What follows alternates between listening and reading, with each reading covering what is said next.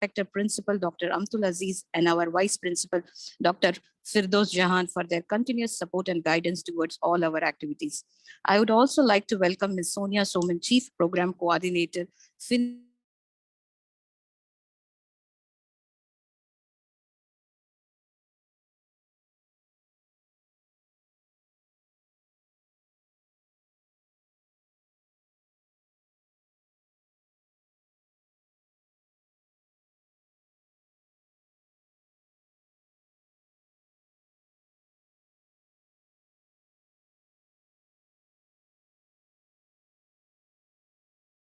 working with Knowise since January 2015, handling workshops, trainings, and business development initiatives.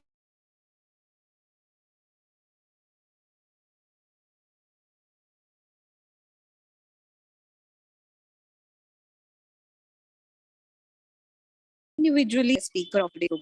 So on me, welcome to program. I'm sure that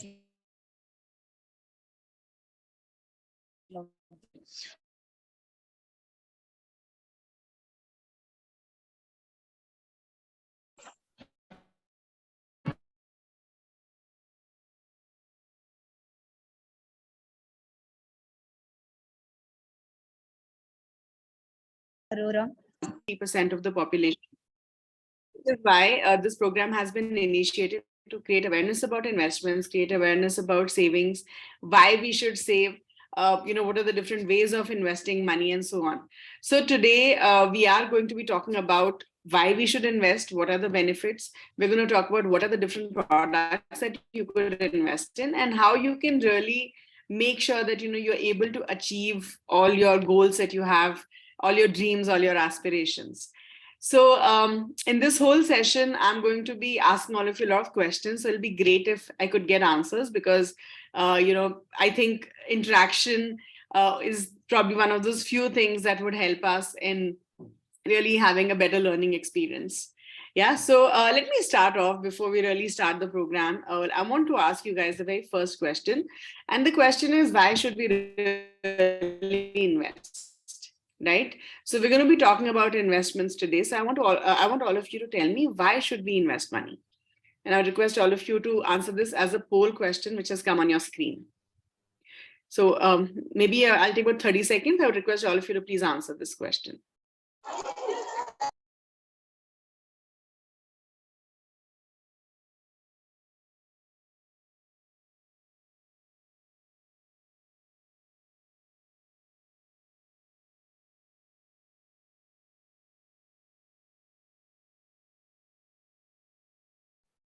I would request all of you to please answer. I've only got about 11 answers so far. There are 44, 45 of you on the call. So please answer this question. Simple question, why should we invest? Is it for our future? Is it to achieve financial goals? Is it to buy a house or is it for children's higher education? Okay. Another 10 seconds before I end the poll.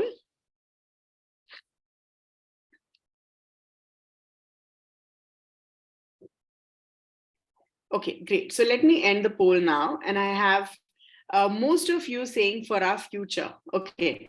And I have some of you saying to achieve financial goals, very few of you saying for children's higher education. Okay. So see, we are of course saving money for the future and there's no denying that, right? Of course, we have to save money for the future so that, we can, whatever we wish for can be achieved using our money that we have saved. But I do believe that having a very structured approach to our investments is extremely important. Yes, and I'm sure all of you will agree with me. Now, how do you have that structured approach? You have that structured approach that focus only if you have certain milestones, certain goals in place, right? Which is why whenever we are looking at investing money, we should be able to invest towards specific financial goals.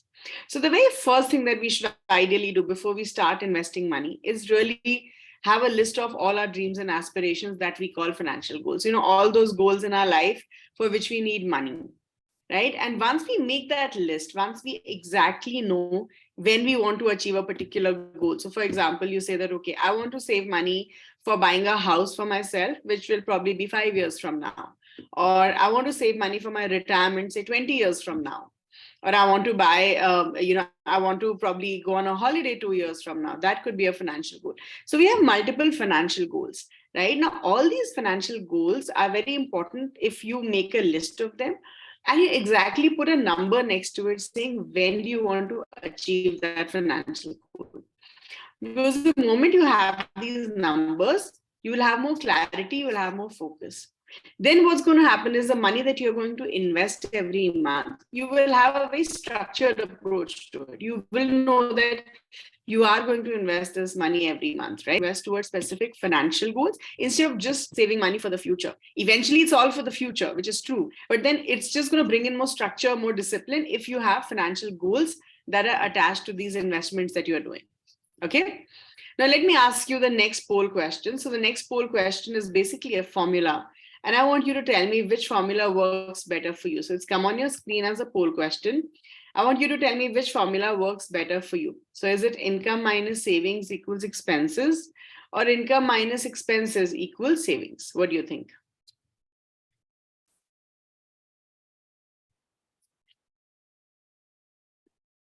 Okay.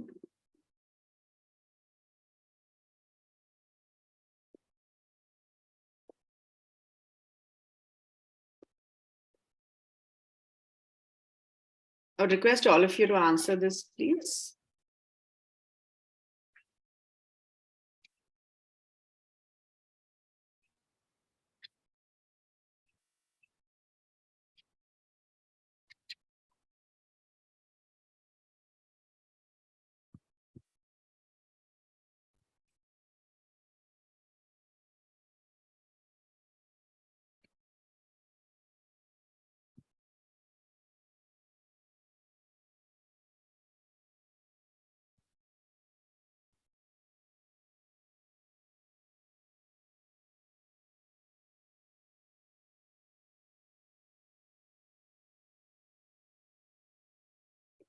Okay, let me quickly end the poll now. I almost see a tie between both the options. Income minus savings equals expense and income minus expenses equals savings.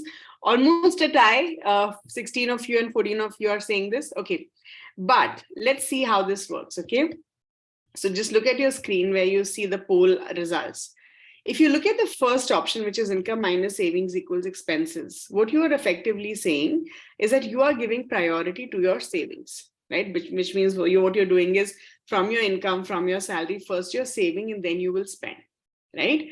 In the second option, what you're saying, which is income minus expenses equals savings, you're saying that first you're going to spend and then what is left is what you're going to save. I truly think the first option, which is where you're giving priority to your savings, is how it should be done. Because, when you're giving priority to your savings, what you're effectively saying is that you're worrying about your personal wealth. You are saying that I'm earning that money.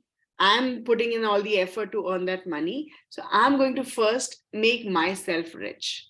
And how do I make myself rich? By saving. Right? When you are spending money, you are effectively making the whole world rich, correct?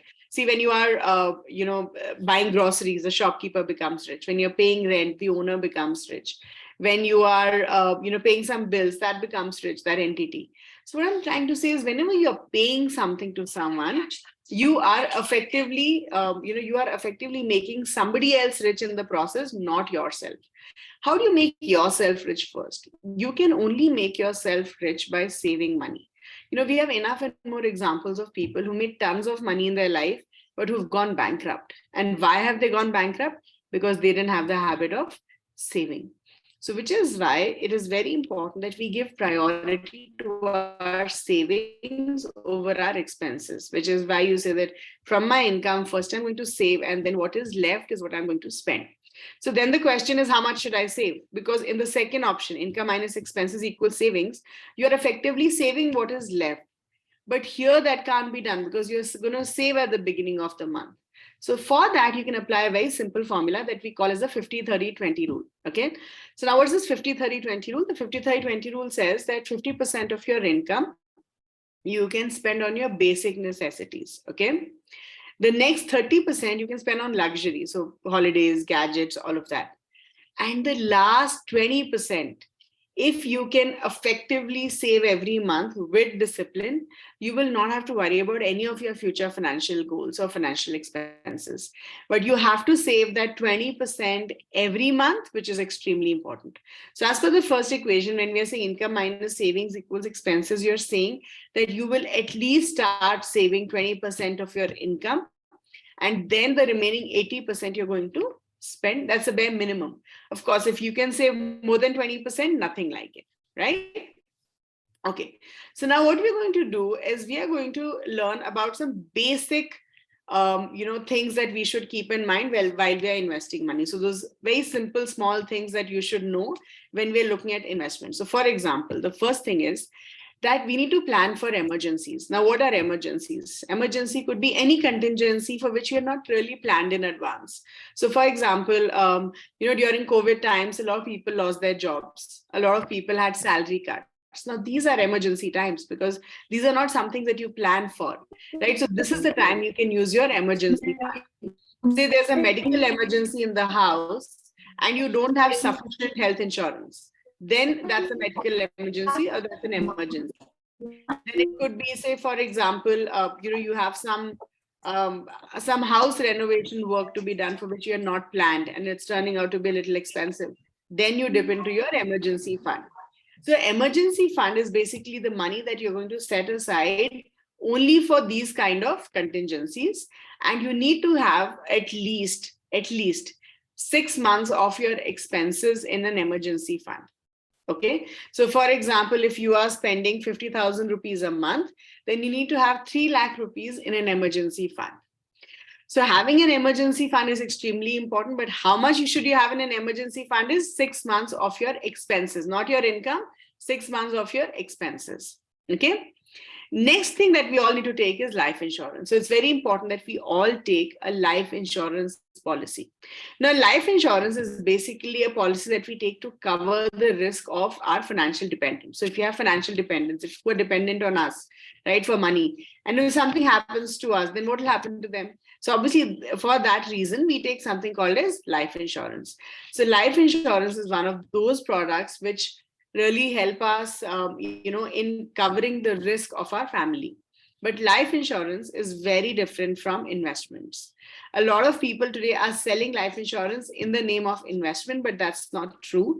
They are two completely different products, right? So, for example, life insurance is the money you give to your family after you're gone. Investment is the money you need in your lifetime to achieve your financial goals. Okay. So that, which is why life insurance and investments are two completely different products and should be treated very differently. Okay. Next, coming to financial goals. So, like I said, we all need to have financial goals in place. That's a given. But when we're talking about financial goals, what are those financial goals? So, as you see on the screen, your financial goals could be buying a house or a flat, or it could just be, daughter's education, marriage in say 10 years, or going on a big vacation every year. All these are list of financial goals. So I want what you guys to tell me is, I'm launching a poll question. I want you to tell me which particular financial goal do you think should be the most important from your perspective. It's come on your screen as a poll question. The question is, which financial goal should be given the highest priority? House, higher education for children, retirement, or buying a car?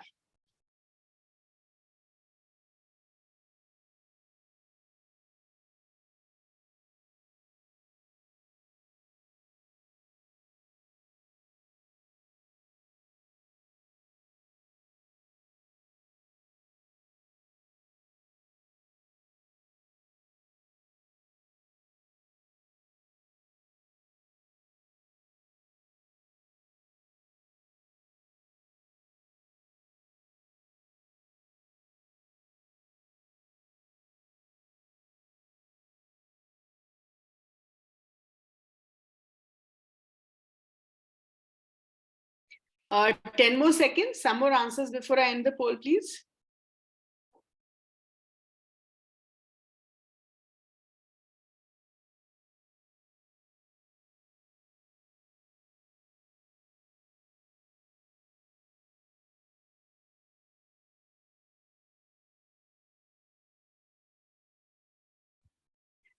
Okay, so let me end the poll now. And I have about 60% of you have given me the answer. So most of you are saying children's higher education. Then next highest vote is given to retirement. And after that, it is buying a house. Okay. So see, but trust me, if there's one financial goal that all of us should truly save for, it is retirement. Okay. I'll tell you why. See, for every other goal, you can take up a loan, car loan, home loan, education loan, personal loans. For retirement, there's no such thing as a loan. You don't get a loan once you retire, right? That's reason number one. Reason number two, which I think is a bigger reason. So just quickly tell me, at what age would you guys like to retire? Give me a number. Give me a number and tell me at what age would you like to retire? Anyone? Can I get some answer in the chat? So you have to use your chat button and give the answer. So I just want to know how many of you, at what age would you like to retire? Okay, so I'm getting 60, 65. Okay, 60, 60. Okay, so this doesn't necessarily have to be a retirement age, right? Because the true meaning of retirement is the day you are financially independent, which means the day you earned enough money to manage the rest of your life. And what you do after that is not dependent on money. Yes. So now, for example, some of you are saying for as long as the health is fine. See, you can work till you're 80, right? That is fine. But you're not going to be dependent on that money that you're earning. So retirement is when your dependency on your income goes down, right? Which means you've saved enough. Now you don't have to worry. Even if you stop working tomorrow, nothing is going to change. Your lifestyle will still remain the same, right? So at what age would you like to have that financial freedom is what I'm asking you. Right. So, okay, I'm getting an answer. Dr. Preeti says around 50. Okay. How about the others? I've got most of you saying 60, and I have just one person who said 50. Can I get some more answers? Anyone else? Any other answers? Okay, so let's assume that, the average retirement age of this group is around 55. Okay, let's assume that. Now tell me, what do you think is the life expectancy for all of us, which means approximately till what age are we going to live? Can I get a number? Approximately till what age do you think we're going to live? Some answers, anyone? So you can use your chat and give me the answer. Okay, 60, 65. How about the others? Okay, 60, 70 to 80. Okay. Anyone else? Any other answers? Then the Shania says 70, 65, 75. Okay. Okay. So now when we're looking at, life expectancy, see, life expectancy as a number is only going up. It is not coming down. So for example, in the last 30 years, life expectancy has gone up by 15 years, right? So if you look at our parents' generation's life expectancy currently, for our parents' generation, the life expectancy is close to 80, it's close to 72 to 75. Okay. And for all of us, life expectancy is going to be longer than our parents' generation. Can someone tell me, why do you think life expectancy is going up? Tell me, what's the reason? Why do you think life expectancy is going up? Can I get some answers? Why do you think we're going to live longer? What's the reason?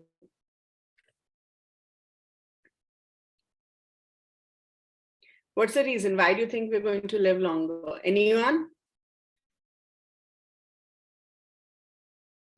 Anyone? Give me an answer.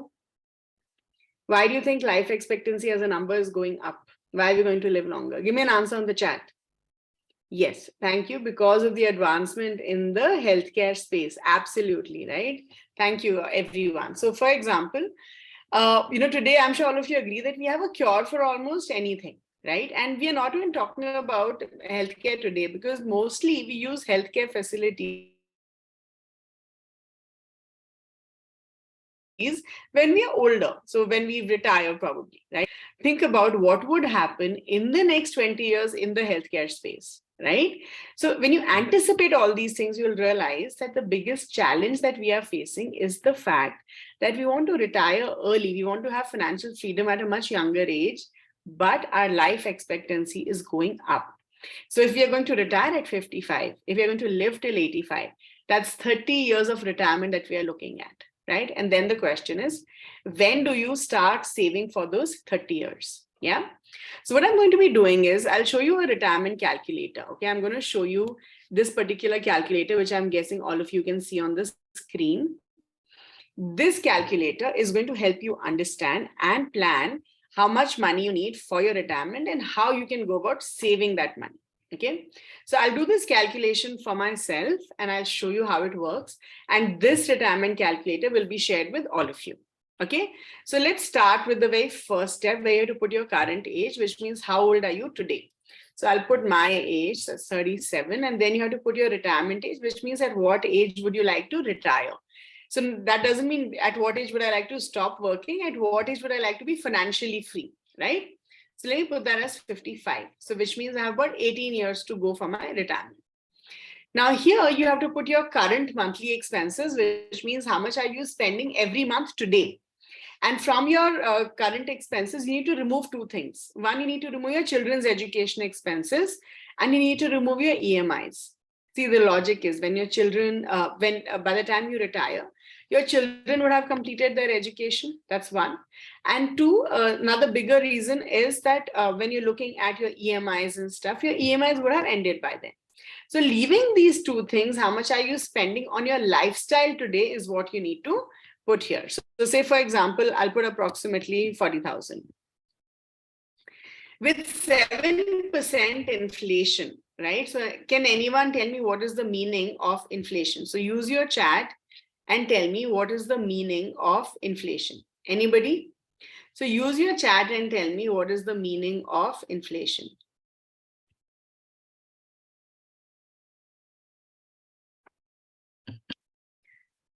Okay, yes, so cost of living. So basically increase in the price of things that we are consuming, that we're using, right? So today we are using so many products in one day, yes?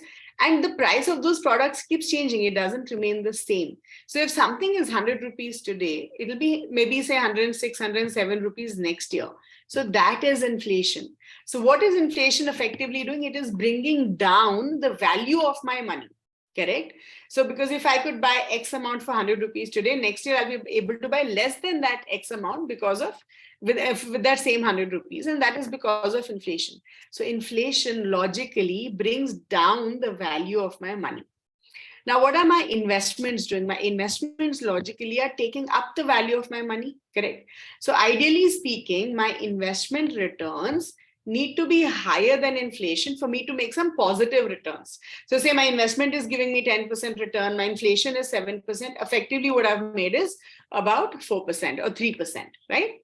So now inflation you can take as close to 7%, 6 to 7% is acceptable because that's the average inflation that we've seen in the last 10 years. Now expenses, this number that you see is basically extrapolating my current expenses.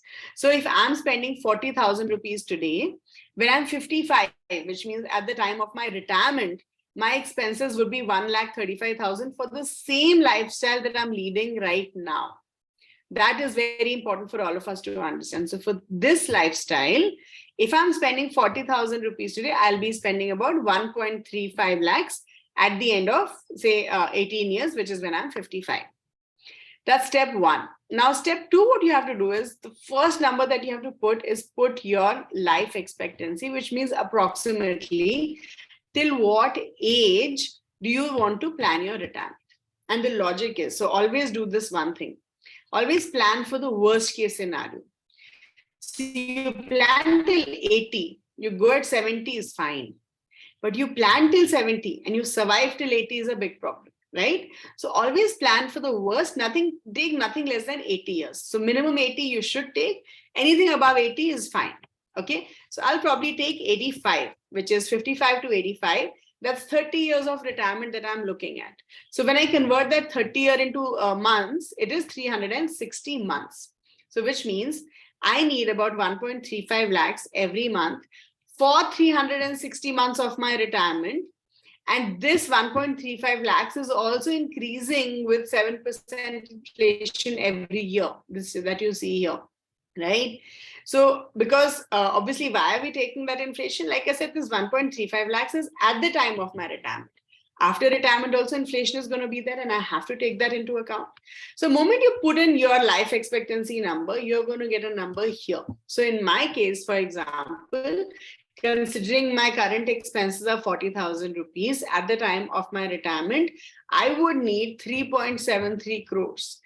So which means when I retire at the age of 55, I should have 3.73 crores and 7 crores in the bank account. So let's assume that the return from that investment is close to 9%, and my 30 years of retirement, 55 to 85, will be taken care of with this money, right? So this is step 2 of my retirement calculator, where we are extrapolating our current expenses and then working backwards to see how much money I would need for my retirement, right? And these 2 steps are the first 2 steps of your retirement calculator. Then we have step 3, which is going to tell us where we need to start investing money from today till we retire. Right? So if you're going to start today, I have 18 years to go, and everyone's going to have a different timeline. Then the question is that if I was to start investing today, how much do I need to spend on a monthly basis? Okay. So that's step 3 we're going to do once we discuss all the investment options. So we'll discuss all the investment options and come to this particular step. Okay. So going back to the presentation, the retirement calculator is extremely important. Retirement as a financial goal is extremely important, because retirement as a goal is going to help us in achieving an early retirement, in achieving that aspiration that, I don't want to work only for money. Eventually, I would like to do something that, that truly excites me, and without worrying about money, right? Now, inflation is something that we have already discussed about, so I'll not spend more time discussing about inflation. But this is something that is, I think, pretty relevant, which is the power of compounding. So, for example, every time we are looking at investing money, we can either look at investing on a regular basis, or we could invest one amount at one go, right? So invest a lot of money at one go, or we invest on a monthly basis. So if you just look at the difference, right? So if you were to invest just 1 lakh rupees once in, say, 25 years with 11% return, it will become close to 13.6 lakhs. But if you look at the same thing with, say, 10,000 rupees every month investment, so every month you're investing 10,000 rupees with 11% return, it will be 1.5.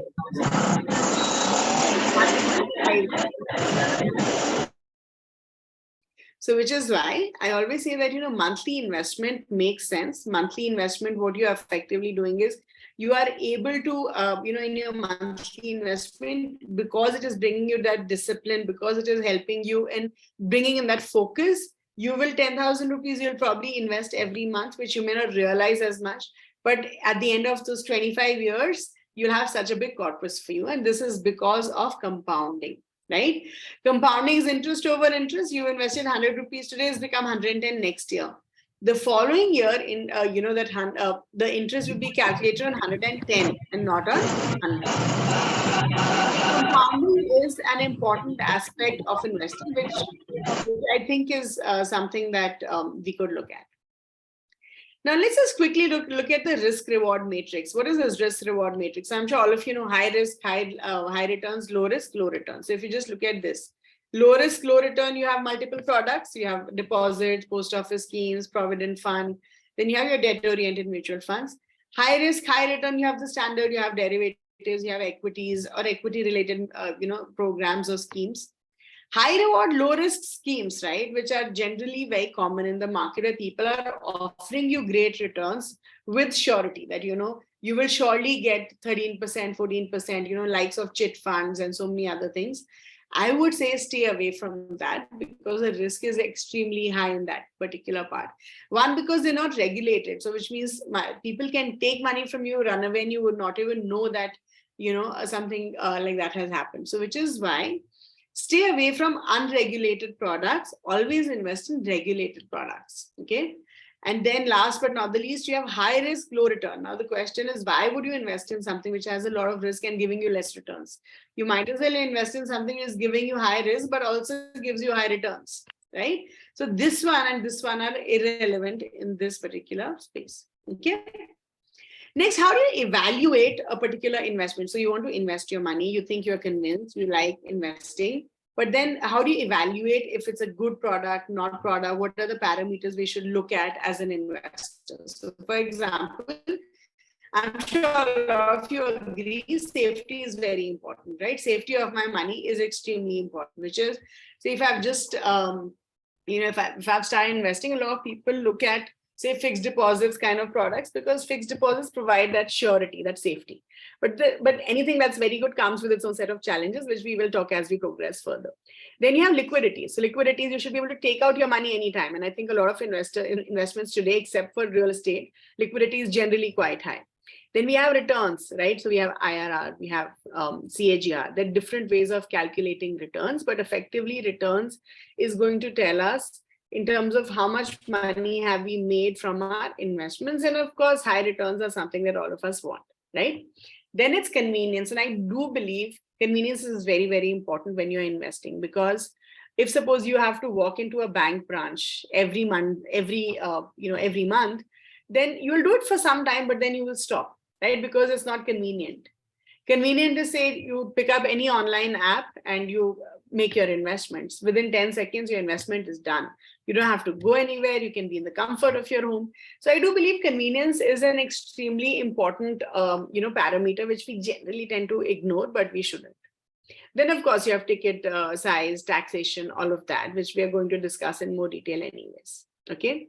But I hope you've understood to some extent so far that when it comes to, investing in different products, there are multiple parameters which play a good role in ensuring that, our life is easier. So if you just look at this lower part of this, right? So you have a young adult and then you have someone who's older. When you're younger, your risk appetite is higher, which means you can effectively take more risk with your investments, right? As your age progresses, that risk needs to come down. So which means you'll keep shuffling your products depending on your risk profile. The higher the risk that you're willing to take, accordingly, you should be able to invest in those products, which are high risk products, which have the potential to give you good returns. Right. So that's why I'm just trying to tell you that the SEBI mandate, it is important that we understand that when you're looking at high risk products, your time horizon also has to be high. And it is advisable for younger people to have more investment in high risk products. Okay. So now let's understand what all of us would like to know. Where can we invest? So you can invest in simple products like fixed deposits, provident fund, debt mutual funds. These are simple products. These are relatively safer. These are the products which provide safety, which provide liquidity, which provide convenience, but this does not give great returns.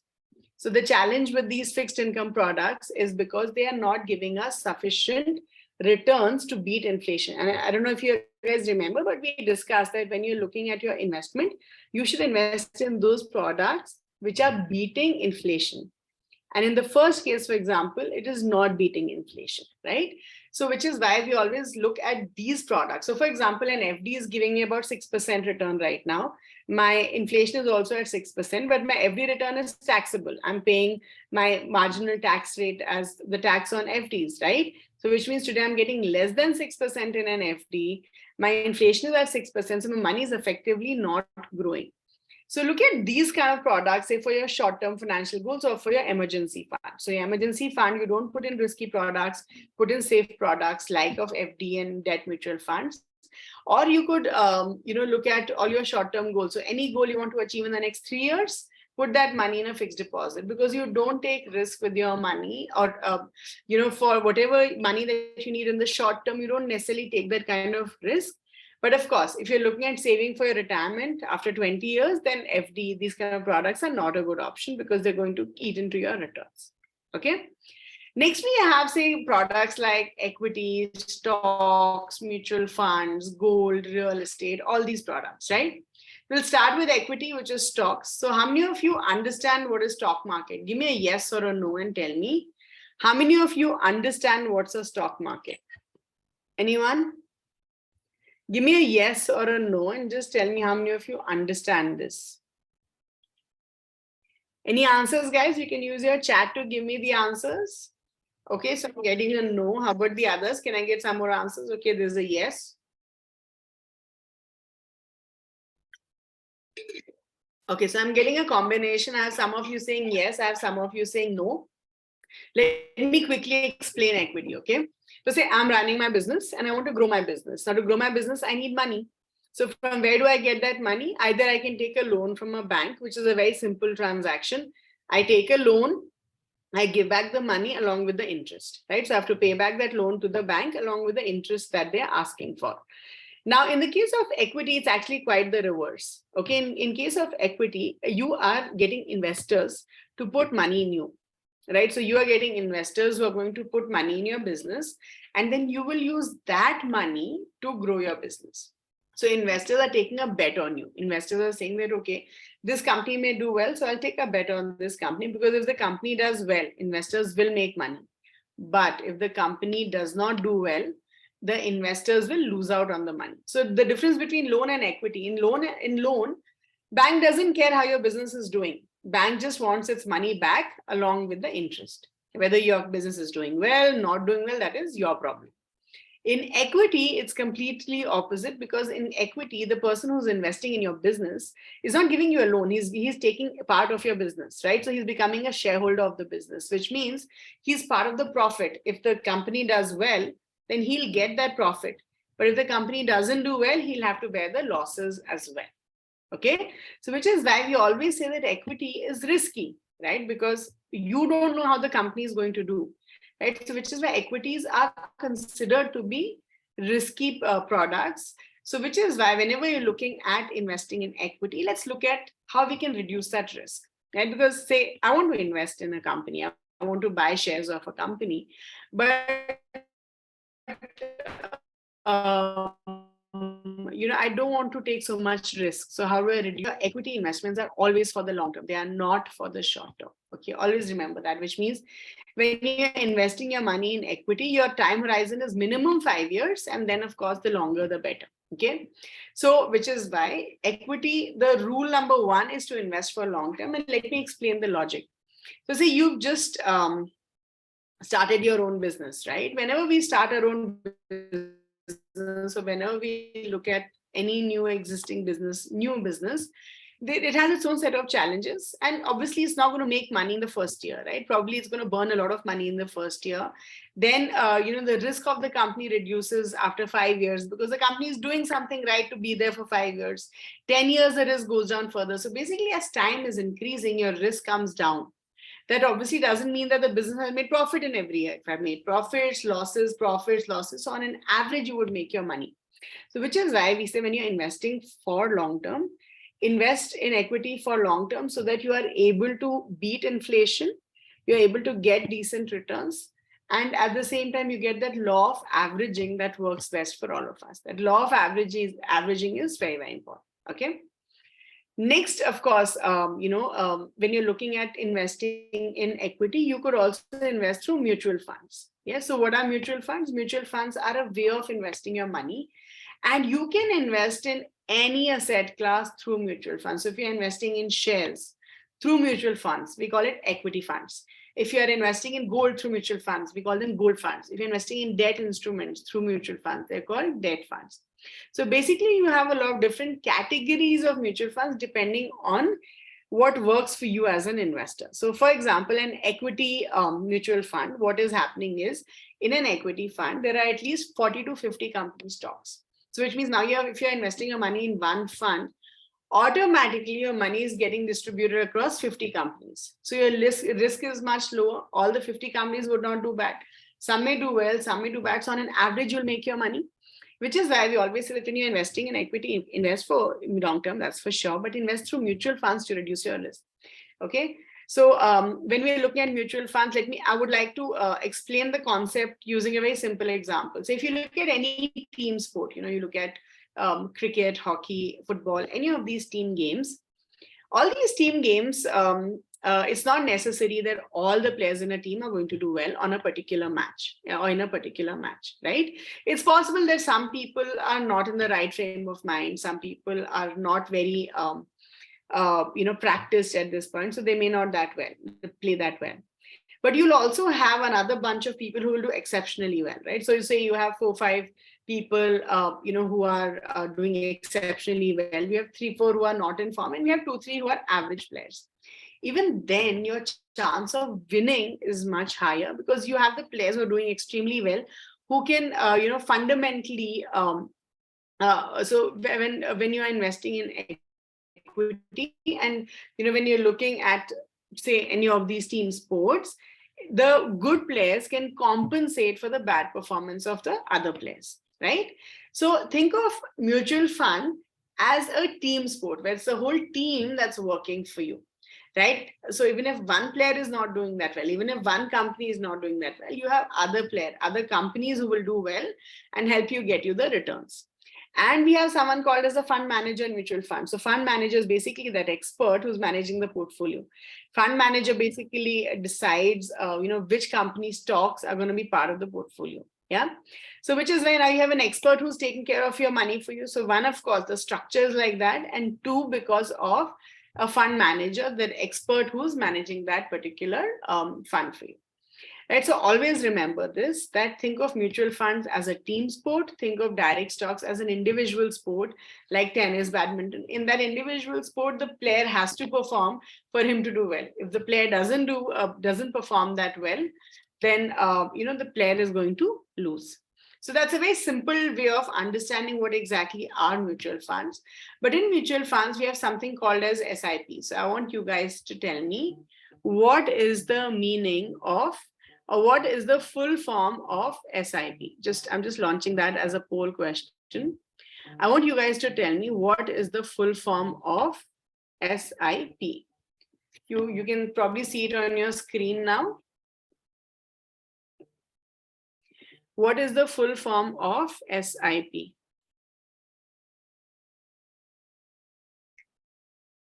I request all of you to answer this, please.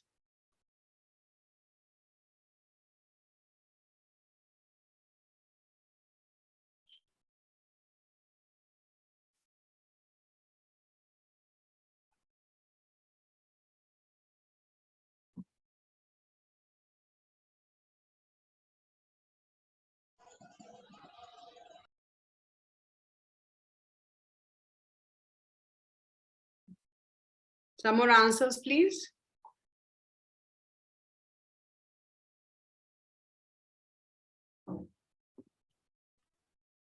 Ten more seconds before I end the poll.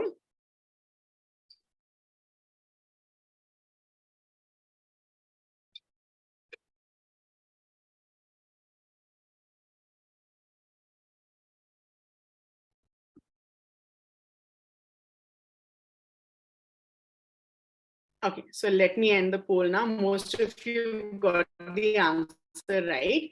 SIP basically stands for Systematic Investment Plan. Perfect, right? So what is a systematic investment plan? In a systematic investment plan, you're effectively saying that I'll not put a lot of money at one go. I'll break up my investments, right? So this particular slide where we spoke about monthly investment, right? So SIP is like a monthly investment into a mutual fund. Yeah, so that's called a systematic investment plan, where you're saying that, okay, I don't want to invest a lot of money at one go. I'll break up my investment. I'll invest a little bit of money at regular intervals. So say I want to invest 10,000 rupees on the 10th of every month in XYZ fund. Now that becomes an SIP for you. SIPs are a beautiful way of investing in mutual funds because they bring in a lot of discipline. They bring in a lot of focus, right? And of course, the compounding effect is a given. We've already discussed that. So for example, let me just show you one example to show you how SIPs work, okay? So if you just look at this example, I'm sure all of you can see the screen. 3 friends, Amar, Akbar, Anthony, okay? They are just starting their career today and they're going to work for the next 30 years. Amar says, for the first 20 years, I'm not going to invest anything. I will spend everything. I will just save in the last 10 years of my career. So Amar is going to invest 15,000 rupees in an SIP every month only for the last 10 years of his career. Okay. Now Akbar says, I will not invest anything for the first 10 years. I'll invest for the next 20 years. So he's going to invest 7,500 every month, but for 20 years of his career.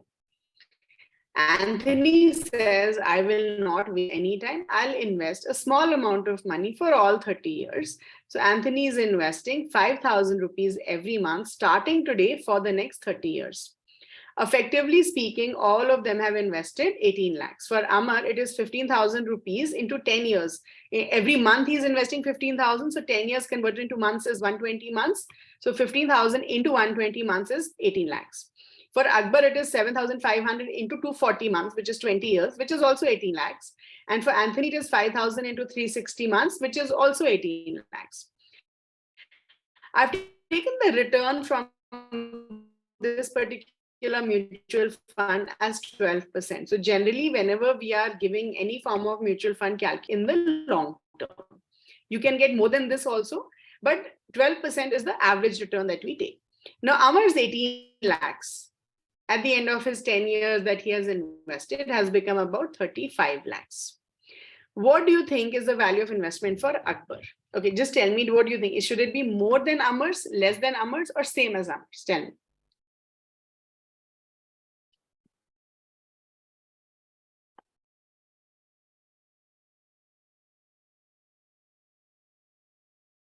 Okay, more than Amar's. Okay. Okay, how about the others? So should it be more, should it be less, or should it be the same?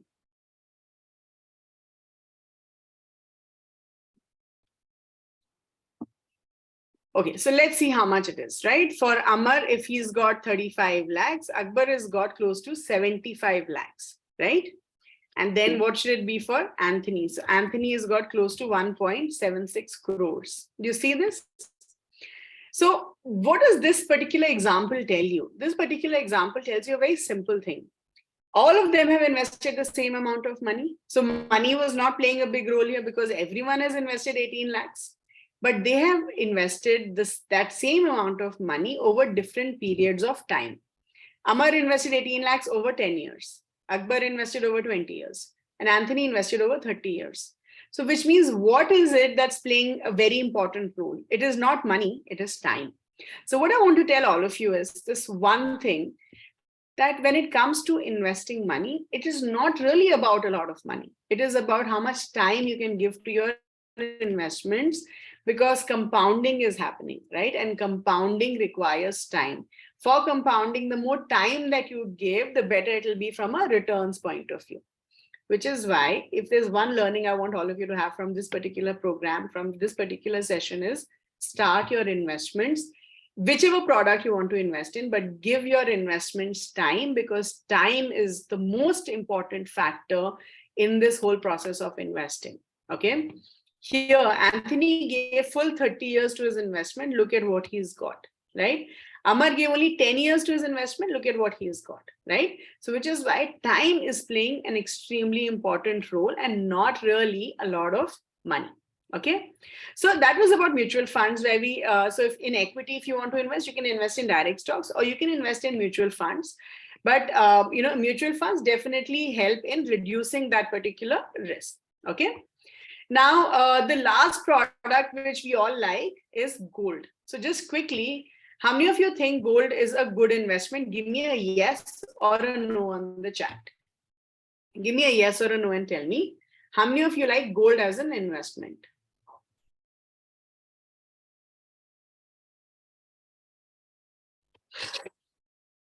Okay, I'm getting one yes. I've got some no's. I've got some yeses. Yes. Okay.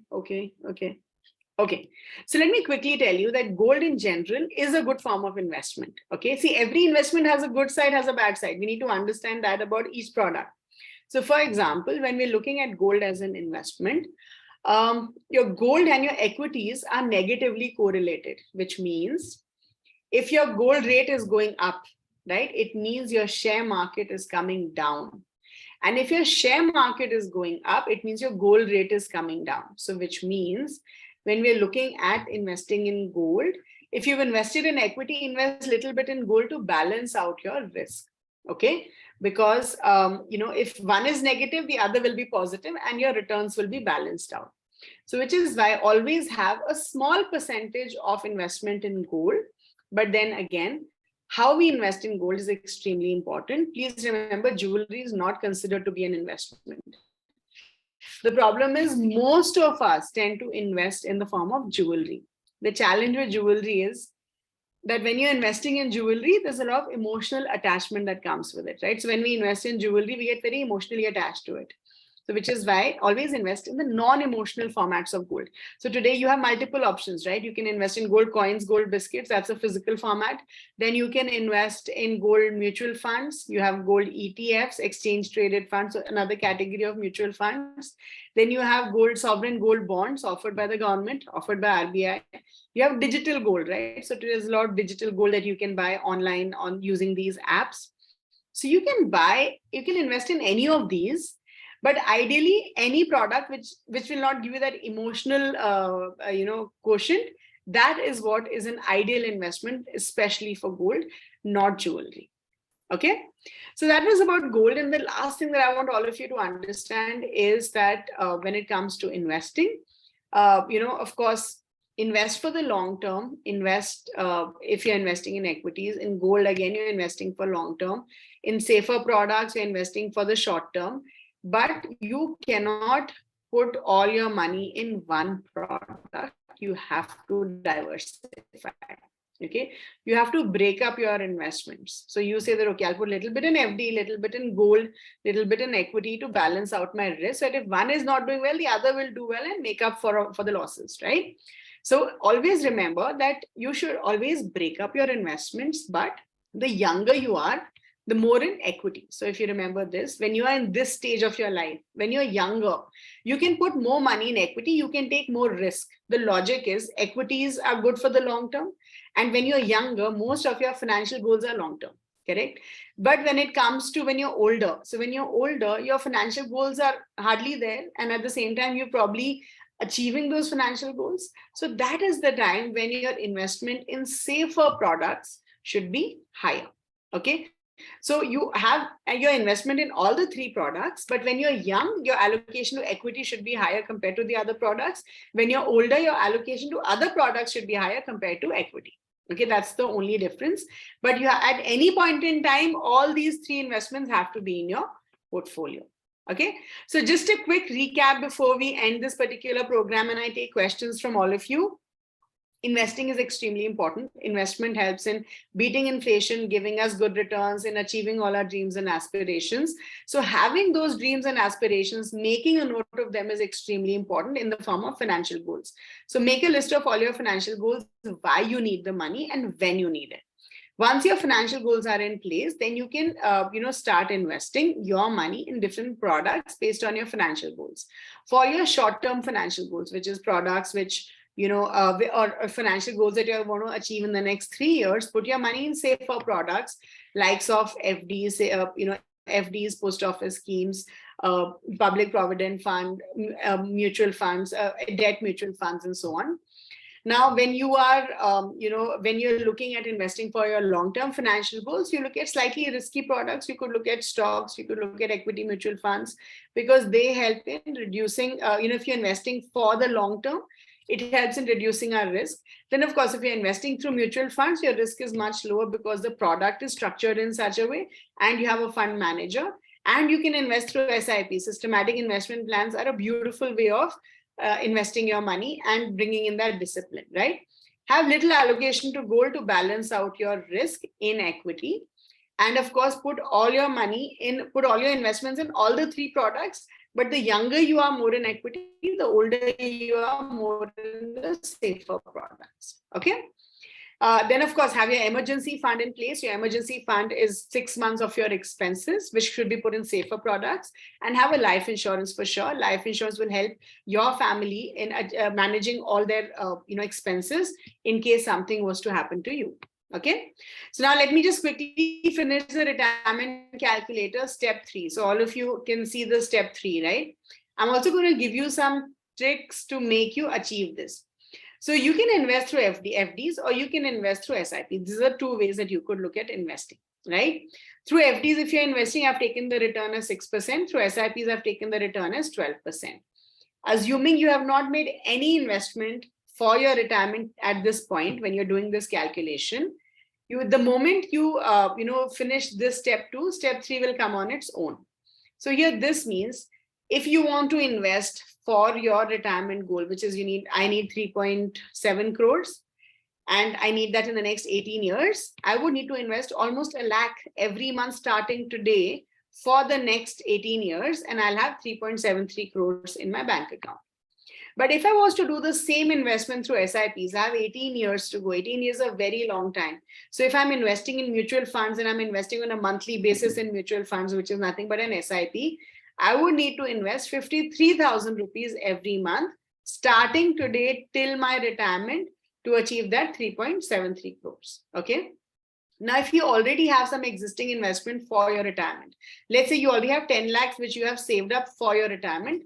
So put that number here. Okay. Then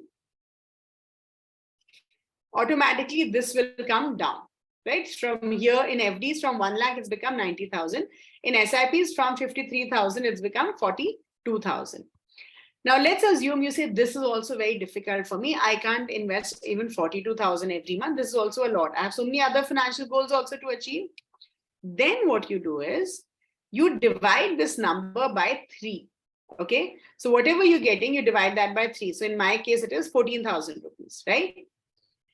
You start your SIP with that number, with 1/3 of what you've got, which is 14,000 in my case. So I should start my SIP with 14,000 rupees. And you increase it by 10% every year, which means in the first year, my SIP is going to be for 14,000. In the second year, my SIP will be for 15,500. In the third year, my 12 months SIP, I'll do for say 17,000. So you keep increasing it by 10% every year, approximately, till your retirement. Even then you will be able to achieve this particular financial goal. So instead of investing 42,000 rupees every month, I'm starting with 14,000 and I'll keep increasing that SIP amount every year once. So in the Jan of every month, every year, increase it by 10%. Then next Jan, again, you increase it by 10%. So every month you're doing that particular investment. This is what is going to make your retirement to be achieved faster.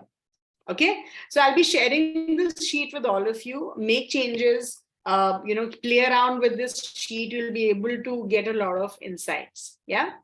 So great. So with that, I would like to end my session and open to questions now. So I'm sure all of you have questions. Feel free to ask me the questions and I will answer them for you. Any questions, anyone? Anything to do with investments, with anything that we have discussed, anything would be okay.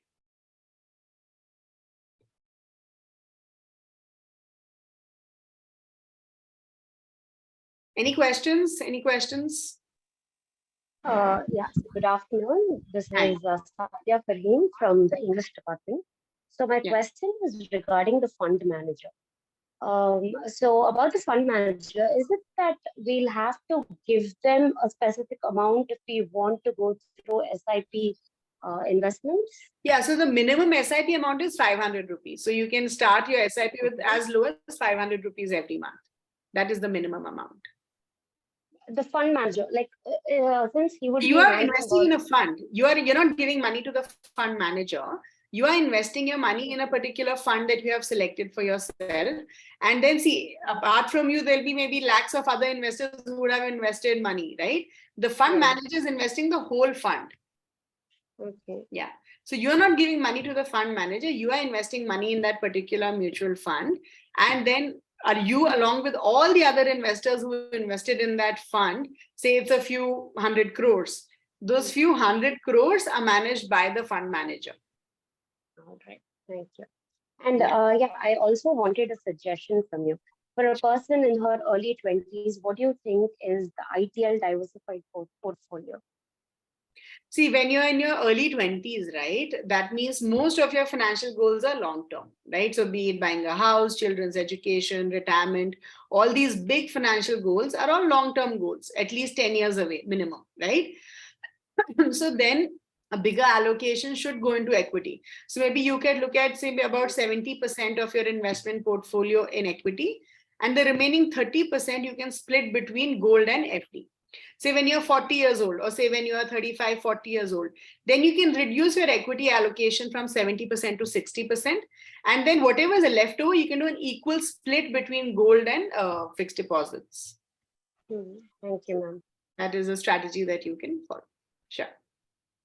Any other questions, anyone? Anything else? Okay, great. If there are no questions, I think we can end the session. Sonia, hi, are you there? So I think we can end the session. And thank you so much, everyone, for giving me the opportunity and doing this particular program for your college. And all of you have been a great audience, very interactive. So thank you so much for that. Thank you, ma'am. Thank you so much, ma'am. It was lively and informative program. I'm sure many of us would have gained more knowledge about savings, investment, and retirement planning. Sure. Thank you so much. I truly appreciate it. Thank you. Thank you so much, ma'am. I request the audience, the feedback link will be posted in the chat box. I request all the participants to fill the feedback form. Yeah. Okay. Yeah, so Gratitude. yeah. Gratitude is an appreciation for every moment in your life. It is a feeling of abundance. Now, I would like to call upon Dr. Nazira Parveen, Assistant Professor, Department of Corporate Secretaryship and Information Systems Management, to propose the vote of thanks.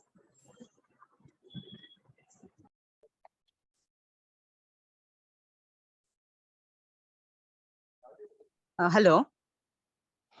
Yes, can you hear me? Yes, you are. Thank Yes, you, we ma'am. can hear you. Yeah. I quote the words of Henry V. Smith: investing has the best result when you learn from nature. I unquote. Bismillah Rahman Rahim. Assalamu alaikum and good day to one and all present here virtually.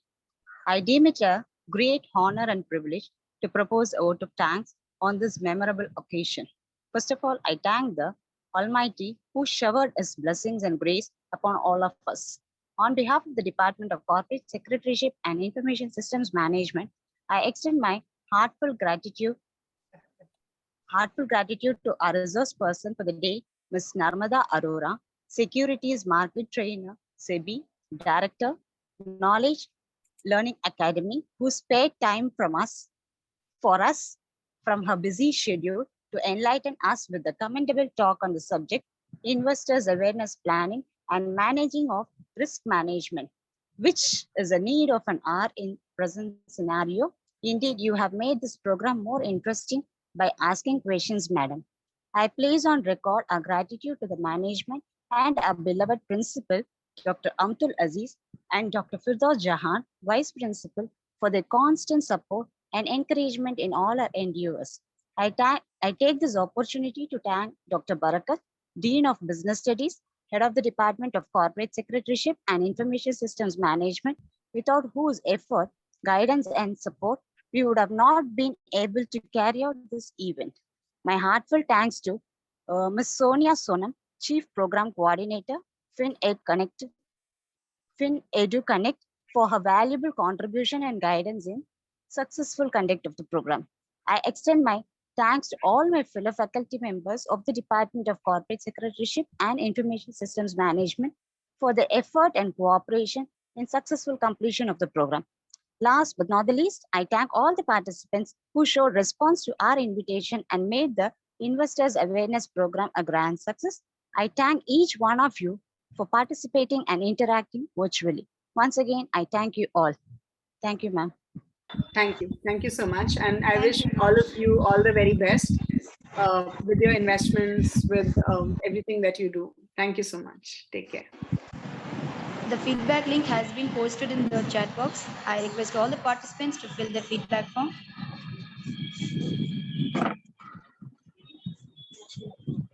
Now, I request you all to rise for the national anthem.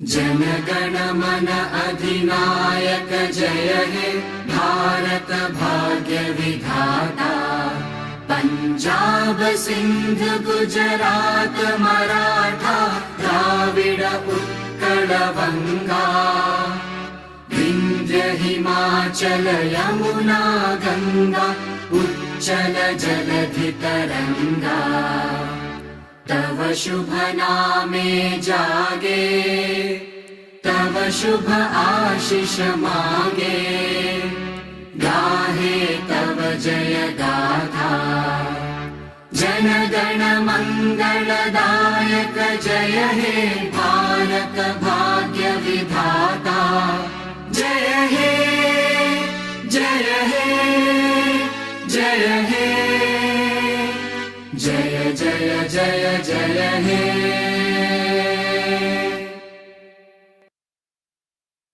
Jana Gana मन